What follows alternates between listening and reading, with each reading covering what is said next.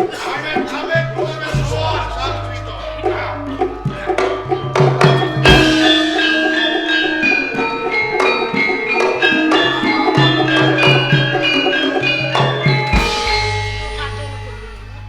Nun kula Sang Juwita Ratu. Wonten tamu nyampur kulo.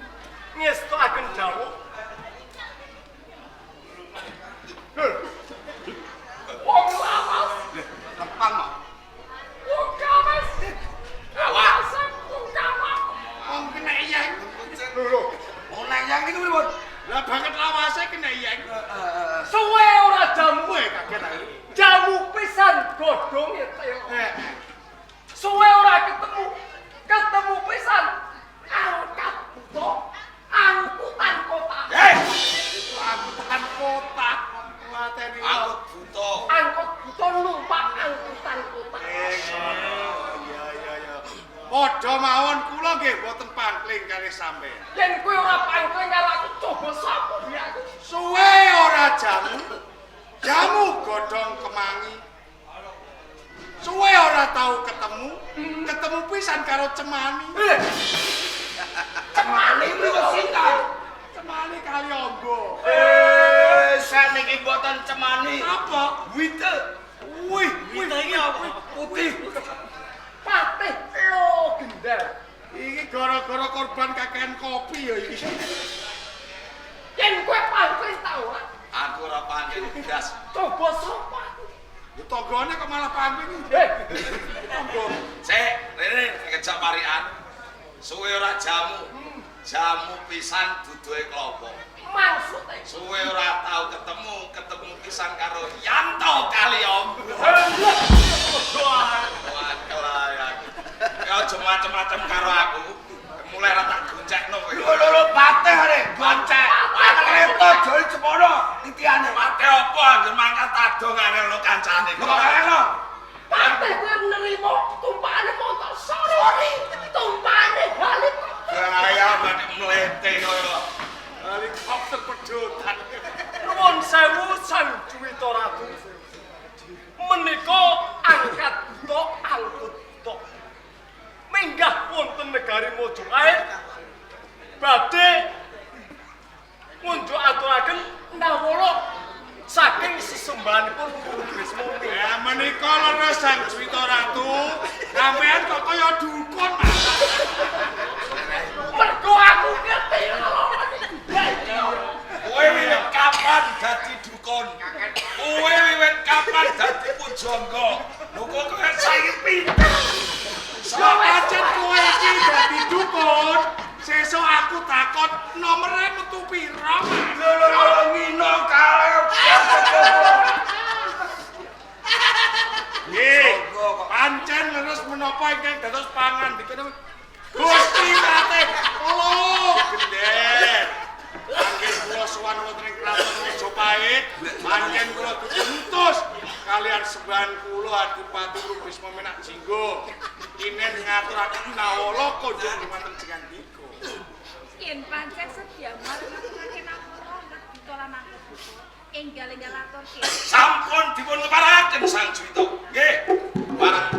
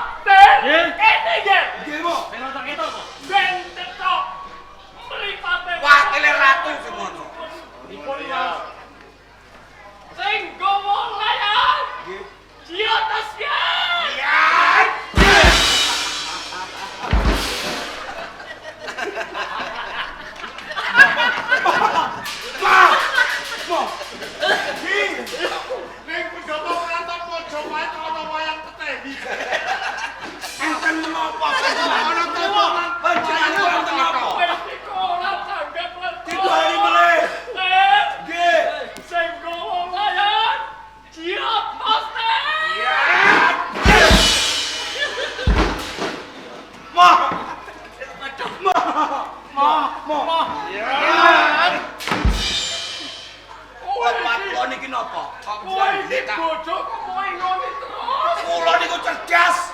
Cerdas apane? Pripun wau? Sing nggawa layang diotos to. Lah sing nggawa niki sinten? Ya Rama. Lah tak diotos no mah sampean. Nggih Pak Mantep ngoten niku. Sing ngurus sing kliru aku. Ngurus pripun, Pak? Sing nggawa layang pisanan diotos to. Sing nggawa layang pisanan diotos. Ya.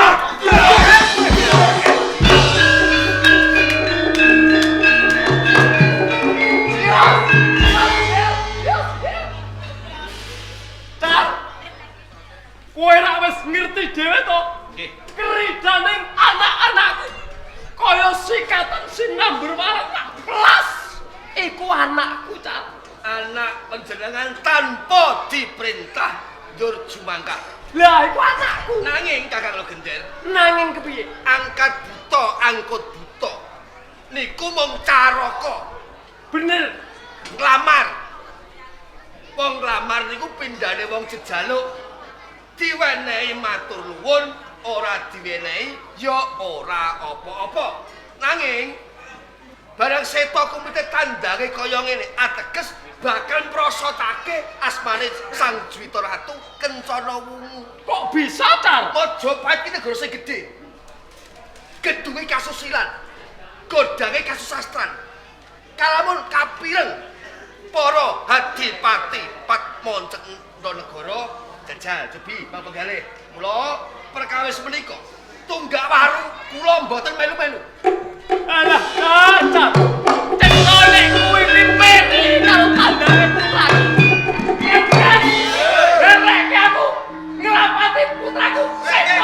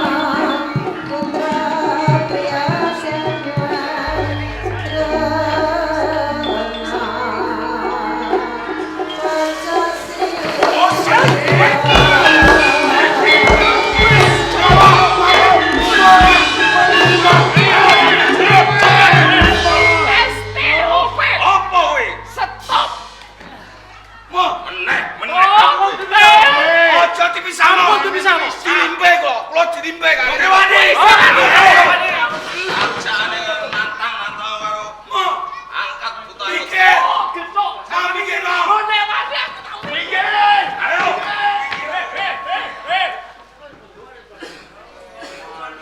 Angkat buta. Rambungan tok pisah opo kowe pengen nyewakan. Sik. Ojo grusa-grusu. Mengko mundhak keseluruh. Apa sebabnya nganti aku tumindak kaya ngono sak tenane kabeh kuwi mau sing luput sapa? Nanging anak-anakmu.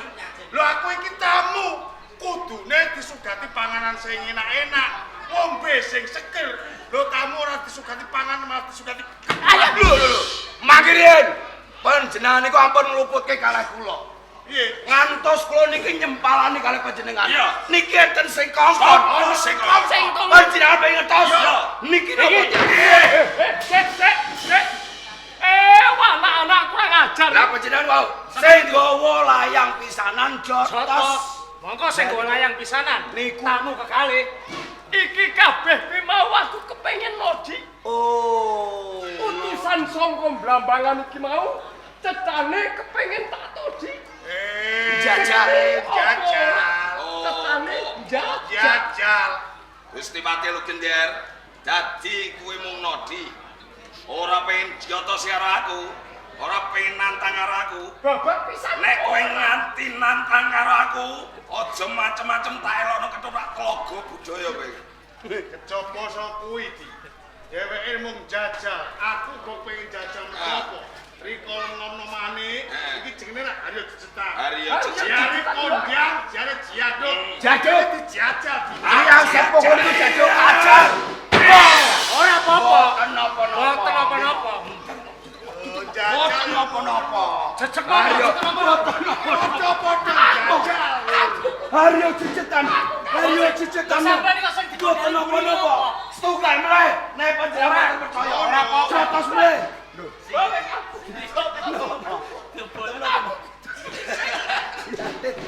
Bang. Iki. Ojo jajal-jajal karo gambangan kowe. Nggih. Mergo saiki aku wis tuwa, aku nrimo kalah karo. Lah iya, Pelamarku cetane iki ditampa. ditampa. Pripun to? Iya, Bang. Tampa boten status Kang Mas. Ya. Engko dhisik nganti kowe kandha yen to panglamar dening anak Angger Wurubisma minak jenggo iki katampa. Kanthi bukti apa? Buktine wis maton. Dino sasi taun iki wis ditentokke. Oh, Wis ngono. direpto ning jerone. ngono. Dadi layang balesan.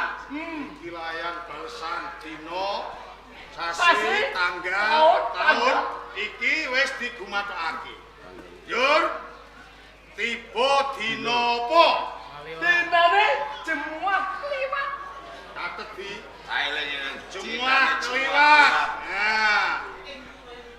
Terus sasine Jumadi lawas. Jumat catet. Aku dibaju karo kaki. Taune Tahun bebas. tahun bebas catet. Tanggale. Tanggale Jumudul Songo.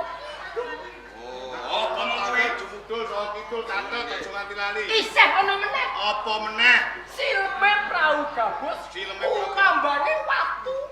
Catet di apa isih ana neh? Cukup kuwi wae. Ngono. Ayo bali. Atur, monggo. Sampeyan terus mati saiki apa urip? Toh, Atus panjenengan niki bosen urip. Gitu. Lama-lama waduh sampeyan kok bekel. Kulo sampeyan sampe protol. wong tuwa kok arep pateni iki. Nalare ketemu pirang perkara. Awet menapa panjenengan menika nggih tega mentala kalian putra panjenengan. Panjangka panjenengan kalih anak sampeyan napa? Dados ratu Daud. Kencana wungu. Dadi patih Majapahit. Larasati. Lah kok sampeyan iso ngendika kaya ngono ngabarke kula sing dadi patih, Kang Mas sing dadi ratu. Niki cetha kabar. Toh, Ten. Pripun? Nek mikir kuwi kudune nganggo sirat aja nganggo dengkul. Lho niki pun sampun niki. Nyoto lho niki, Pak. Niki pun cetha. Nawala balesan sampun panjenengan tampi. Kita cetha penglamaripun Wuru Bisma menika dipun tampi kalih Sang Jrita Ratu Kencana Wungu.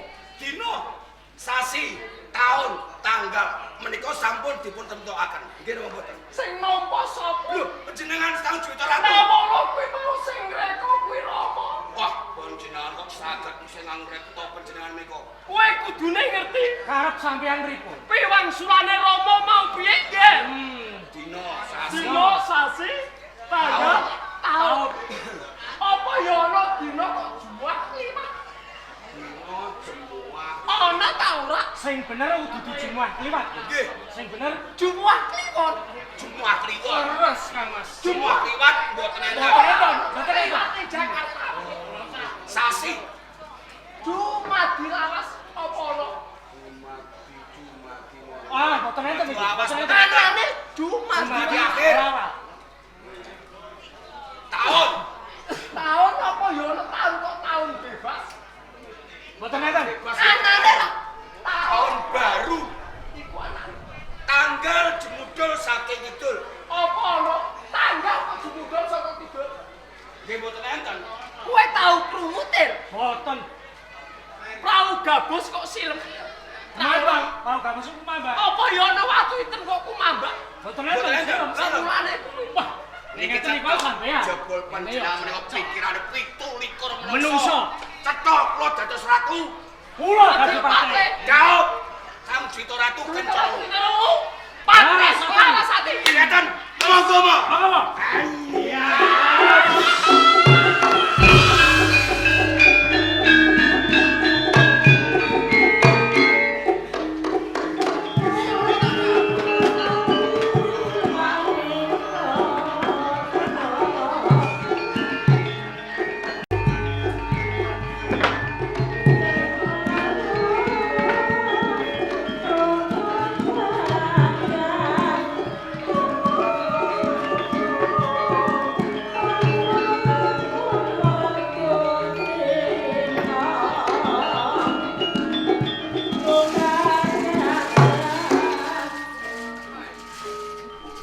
Zaman pirang-pirang dina iki yen ibu sawah anane kok tansah meneng lan meneng. Jane ngono lagi mikir apa? Kok ya gelem kandha marang ibu. Dimen ibu ki mangerteni opo sing dadi pikiranmu iki zaman. Keng menapa kula nanggati sarta kados katen. Pirang menapa ingin kula sandhar. Saben-saben kula niki dolan. Kula tansah dipun cecenges kanca rowang kula. Kaelo damar ulam. Menungso sing ora duweni bapak. Menungso kronto-ronto sajroning ati. Kula niki sampun dewasa. Tahu kula niki dereng ngertos. Sinten liyang ingkang suruhku kula. Zaman kula aja kandha sing kaya ngono. Nganti ana kuwe mesti ana sing mikir jiwa lan ragamu. Kuwe duweni bapak zaman. Kula sampun ngertos Ibu. Kula digadhah kapitayan. Boten wonten tinanipun menungso lair saking kletek ing watu. Nanging Ibu,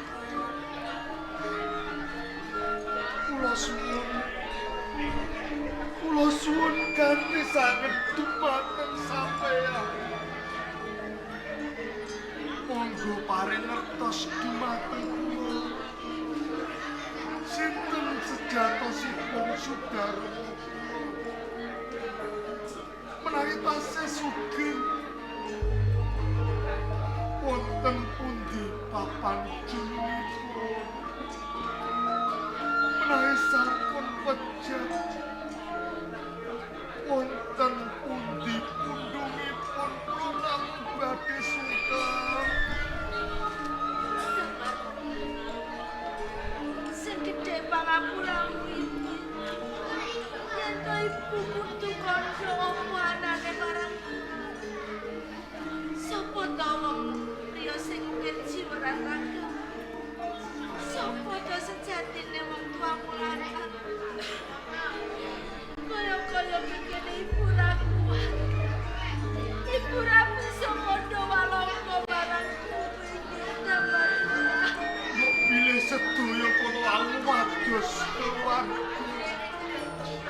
Nanging nopo sampeyan mboten welas dumateng kula Ibu? Welas marang sliramu.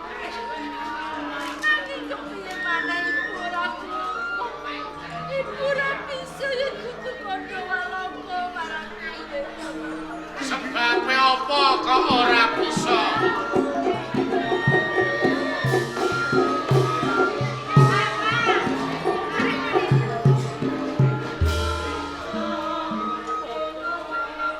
Kula mboten saged mleta kedah walaka kaliyan anak kula pun damar urip. Kodho tangis-tangisan iki perkarane apa? Apa anakmu njaluk sandangan sing apik? Apa njaluk tumpakan anyar? Lah banjur perkarane apa? Kaya panjenengan tanglet tiyang sepuhipun ingkang ukir jiwa lan raganipun. Takon bapake.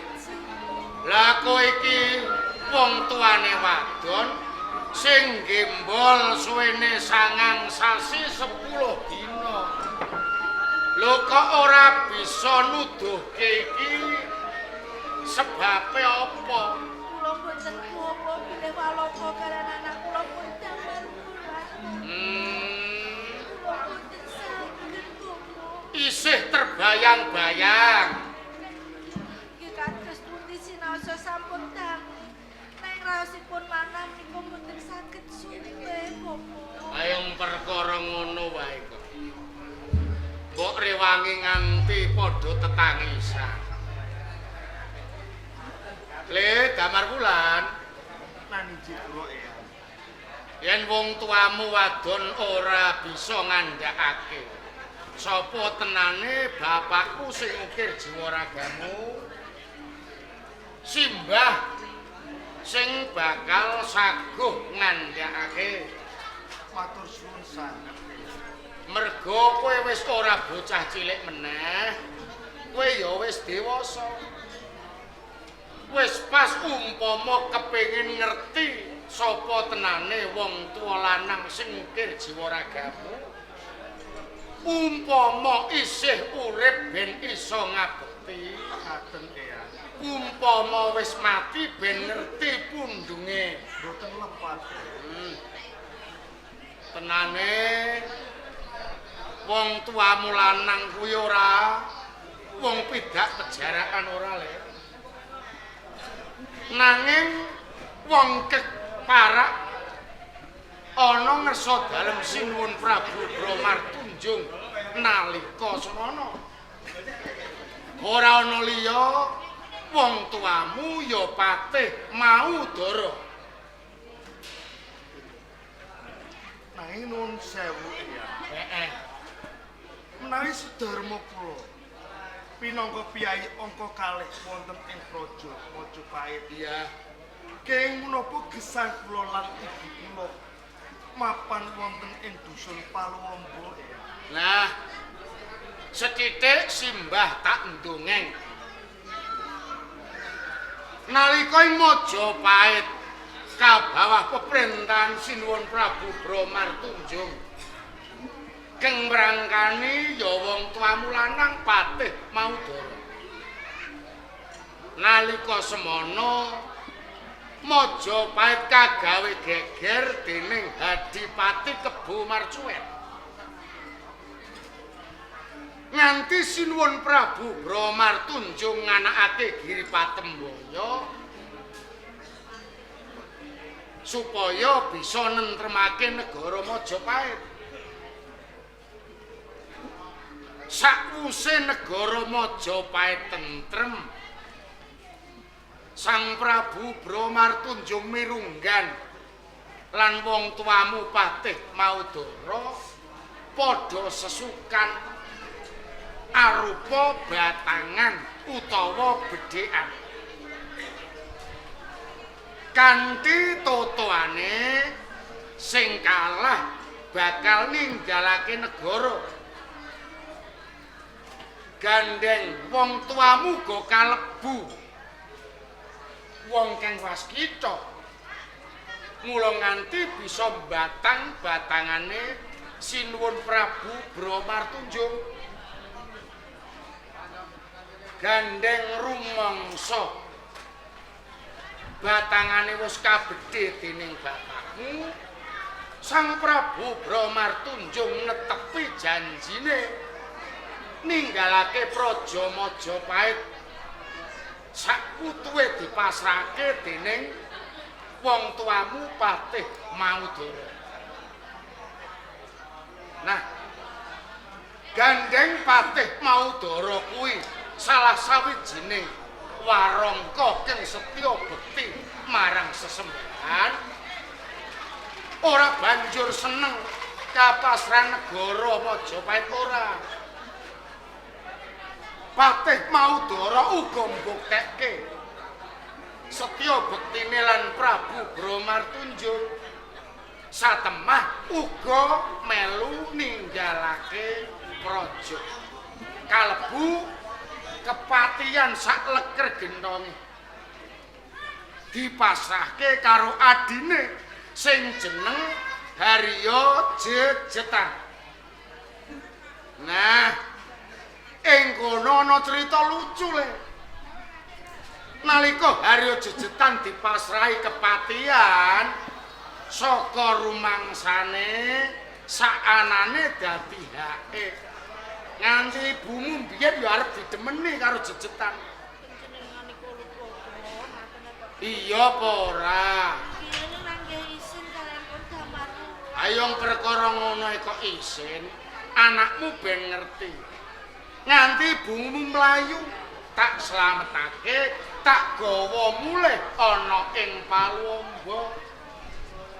Dadi tenane kowe ora anake wong lumrah, nanging anake wong duweni pangkat lan derajat. Oh. Rumaos kadudut wonten salebetipun manah. Iya. Sareng kula ngertos lembaranipun sejarah ingkang sampun kawuli. Ageng sanget anggenipun sudarmo kula tresna tumrap negari wonten ing Praja Majapahit. Iya. Setya tuhu marang sesembahan. Mila kanthi menika eyang. Lilah sampeyan ingkang kula suwun ingkang supados. Kula badhe ngabdikaken jiwa raga kula tumrap negari wonten ing Majapahit. Arep suwita nyang Majapahit. Leripun kados ngaten. Iya. Pancen niatmu kuwi becik. Niatmu prayoga.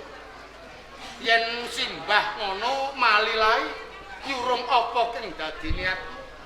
Nanging njaluk opalilah karo ibumu merga sing gembol kowe ibumu.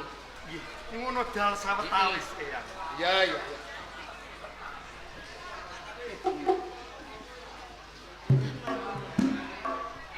Lila sampeyan ingkang kula suwun ingkang supados.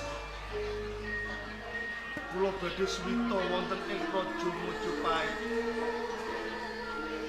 Menawi kula tansah mapan wonten ing dusun Paluamba. Ing benjangipun boten wonten tindakanipun mila ibu.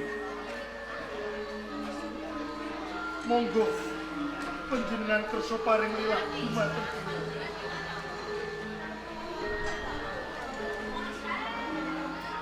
Jane abot rasane atine kudu pepisahan marang nanging kabeh mau wis dadi niate ngaji. Senajan to ing mengkono ibu munggah marang Gusti Rarahan. Senajan to ibu abot rasane atine ing kene ibu bakal wilani kowe suwita ning Praja Majapahit. Ning sing ati-ati yen to suwita ning Majapahit. Palupe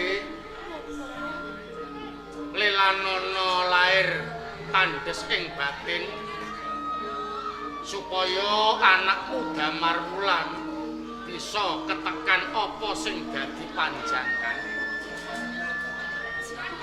Yen lairmu nguwalake nanging batinmu nggondheli ibarate nguculke sirahe digondheli buntute. Mula sadurunge ninggalake pertapan Paluwamba, kae sandangane bojomu isih tok simpen apa ora? Tasih bobo tasih. Yen isih tok simpen, kon nggo salin anakmu Damarwulan coba. Saya yo.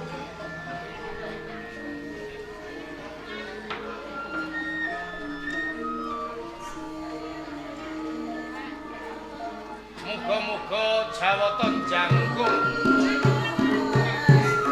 marang niat becike anakmu Damarwulan.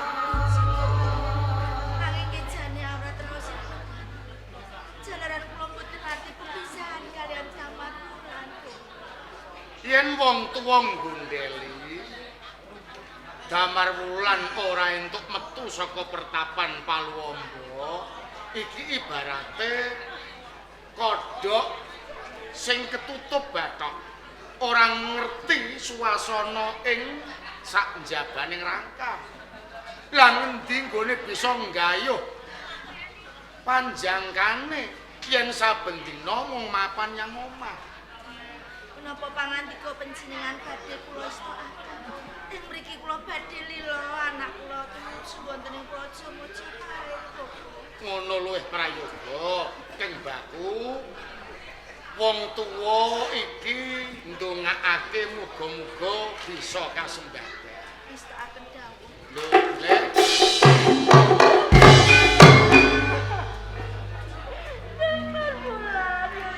Kados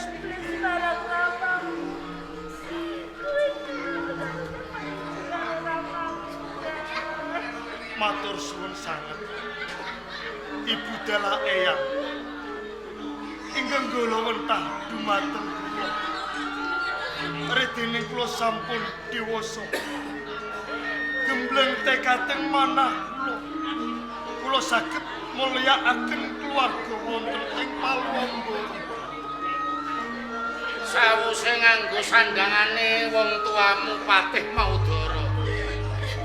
Babar pisan ora geseh. Jebles kaya nom-nomane Patih Maudara. Kados ngaten. Nyebutaken kula kaliyan garwa kula. Wis ora perlu dieling-eling. Kang Baku, anakmu duweni niat kang luhur. Le Damarwulan, Nani jiwa ya. yen kowe arep suwita ning negara Mojopahit, eyang njaluk ora usah jujuk ana ing pendopo Raja Mojopahit, Lajeng kersanipun. nanging jumujuka ning kepatihan. Sebabe apa? Harya jejetan pamanmu iki manut kabar wis didadekke patih ana ing Mojopahit sing jeneng Patih Logendher. Pangandika sampeyan badhe kula estokaken ya. Lan meneh Nani kados iki pusaka tinggalane wong tuamu, mbok menawa bisa dadi piyantumu. ngaten iki.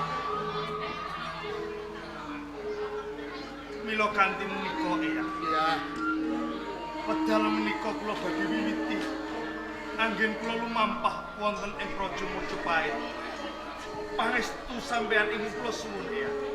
muga-muga lakumu tansah nyandung kembang cempaka mulya, bisa kasembadan apa sing dadi sediamu. Pangapunten ing kathah ibu. Sawetawis wedal kula lawuh sampeyan kedah pepisahan. Mila kanthi menika nyuwun pamit tambahing pangestu. Pangestune kula kanggo sirene. Muga-muga lumaku mulai satengahing dalan ora model langan.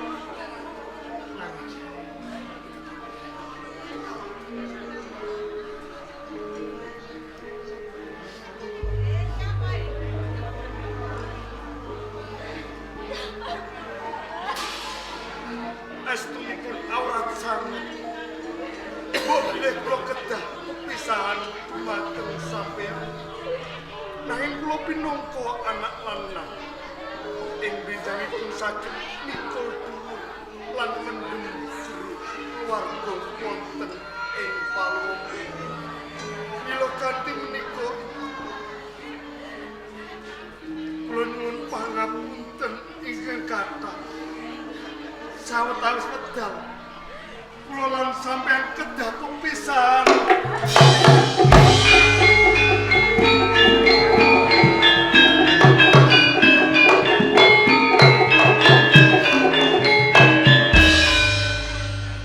Wis ora usah ditangisi. Aku nek kowe nangis terus malah aku melu nangis sisan. Ampun Bopo. Naminipun boten kepisahan kalian putra kados pundi Bopo. Sing gelo ki ya ora mung kowe dhewe, aku uga gelo ditinggal putuku. Nanging mergo niate putuku ki becik, mula tak lilani. Kula kanthi kuwi supaya anakmu Damar Wulan bisa kelakon gegayuane. Cepake uga rampen, Bapak tak munggah ing sanggar pamujan.